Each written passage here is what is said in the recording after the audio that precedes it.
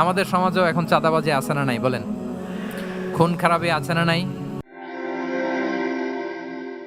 তিনি যখন যুবক, মক্কায় এক ইয়ামানি লোক ব্যবসা করতে এসে তার প্রোডাক্ট বিক্রি করার পরে, আস ইবনে ওয়াইল নামে এক লোকের কাছে বিক্রি করার পরে যখন দাম চাইতে গেল, আস বলে, আরে বেটা, আমরা মক্কার সন্তান, আমরা দাম দিব না। তো সে ভাবলো হয়তো আমার সাথে ঠাট্টা করেছে, হজের মৌসুম যাক, বেচাকেনা শেষ করে যাওয়ার পথে দামটা নিয়ে যাব।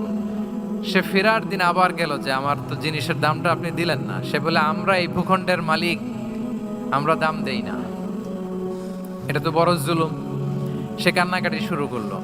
তার এই কান্নাকাটি দেখে আল্লাহ রাসূল সাল্লাল্লাহু আলাইহি ওয়াসাল্লাম, ওনার চাচা জুবাইর ইবনে আব্দুল মুত্তালিব সহ ইয়াং স্টার যারা আছে, দ্য ইয়ুথ অফ মক্কা, তাদের সবাইকে নিয়ে একটা সোসাইটি করলেন। এই যে আমরা হালাফুল ফুদুলের নাম শুনি না, যেটা বাংলায় আমরা কি বলি, হিলফুল ফুজুল। এই নামে তো অনেক সংগঠন আছে বাংলাদেশে, কি বলেন?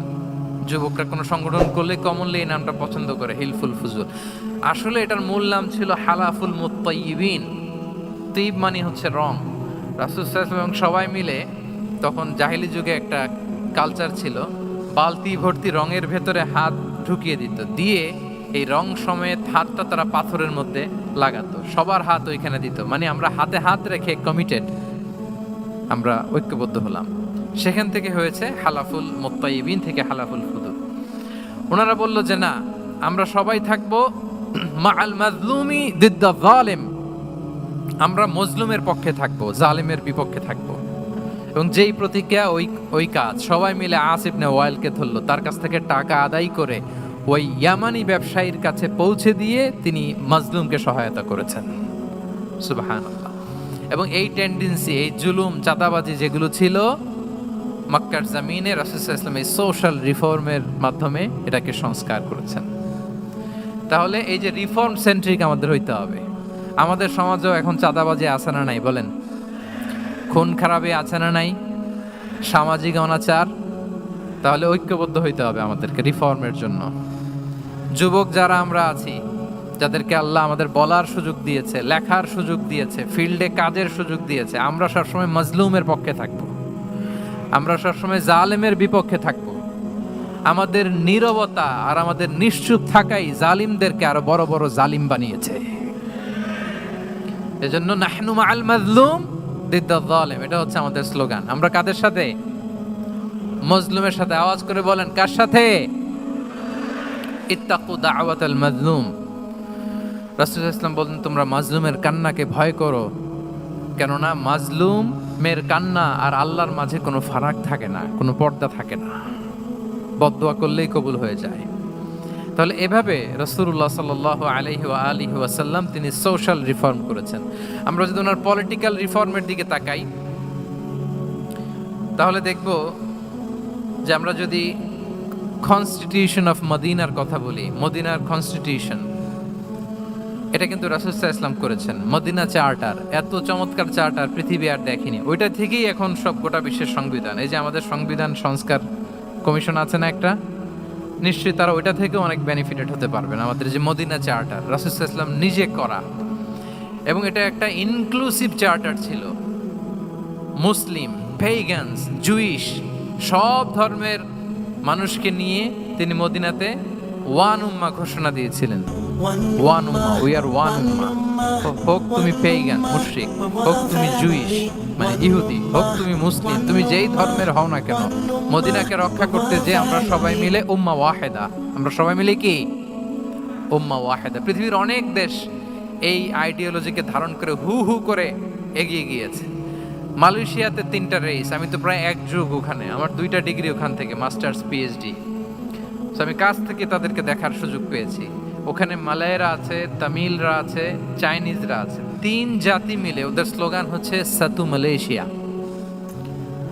মালয় ভাষায় সাতু মানে হচ্ছে ওয়ান, মালয় ভাষায় সাতু মানে কি ওয়ান। সাতু মালয়েশিয়া মানে আমরা হতে পারি চাইনিজ, হতে পারি তামিল, কিংবা হতে পারি মালয় ভূমিপুত্রা, কিন্তু সবাই মিলে দেশের স্বার্থে আমরা সবাই কি এক। এটাই লাগবে আমাদের নতুন বাংলাদেশে। জুলাই আপরাইজিং এর পরে আমাদের এই ঐক্যবদ্ধ থাকার বাংলাদেশ আমরা চাই কি চাই না বলেন? সাম্রাজ্যবাদকে রুখে দিতে, যে কোনো ষড়যন্ত্রকে রুখে দিতে ঐক্যবদ্ধ থাকার কোনো বিকল্প নাই, ঠিক কিনা বলেন? ঐক্যবদ্ধ থাকতে হবে আমাদেরকে, যেটা রাসূলুল্লাহ সাল্লাল্লাহু আলাইহি ওয়াসাল্লাম মদিনা চার্টারে আমাদেরকে শিখিয়েছেন যে আমরা ওয়ান উম্মাহ। তাহলে খারাপ নাম দেখলে চেঞ্জ করতেন, সমাজে খারাপ কিছু দেখলে সংঘবদ্ধ হয়ে তার বিরুদ্ধে দাঁড়াতেন, পলিটিক্যাল রিফর্ম করেছেন ওয়ান উম্মাহ গঠনের মধ্য দিয়ে।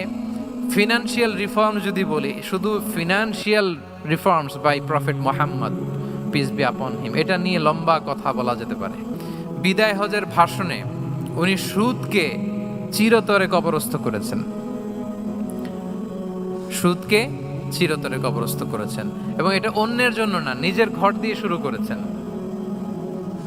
উনি বলেছেন যে এই হানাহানি রক্তপাত এটা বন্ধ, আমার গোত্রের একটা এরকম রক্তের দাবি আছে, এটা আমি শেষ ঘোষণা করলাম।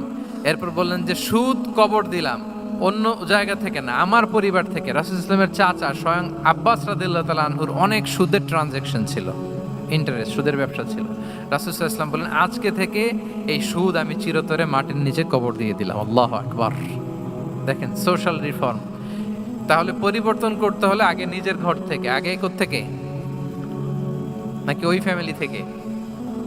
হ্যাঁ, আমাদের মধ্যে যেটা হয়, আমরা ওয়াজ নসিহত বা ভালো কথা শুনলেই এটাকে ধরে নেই যে এটা ওর জন্য, ওর জন্য, মানে প্রত্যেকটা ওয়াজে যে আমার জন্য হইতে পারে, প্রত্যেকটা নসিহাতের যে প্রাইম অডিয়েন্স আমি হইতে পারি, এইটা আমাদের মাথায় কেন যেন আসে না। আমরা কোনো ভালো নসিহত শুনলে আমরা ভাবি এটা আসলে সমাজে দরকার, ওর দরকার, আমার ভাইয়ের দরকার, কিন্তু এটা যে আমার দরকার, প্রতিটা নাসিহাতের প্রথম অডিয়েন্স হওয়া দরকার কে? আমি নিজে। তাহলে পরিবর্তন শুরু করতে হবে নিজ থেকে।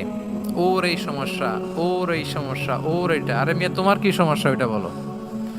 শুধু ওর ওর না দেখে নিজেরটাও দেখতে হবে। দেখেন অন্যের দিকে এক আঙ্গুল দেখালে নিজের দিকে কয় আঙ্গুল যায় বলেন তো?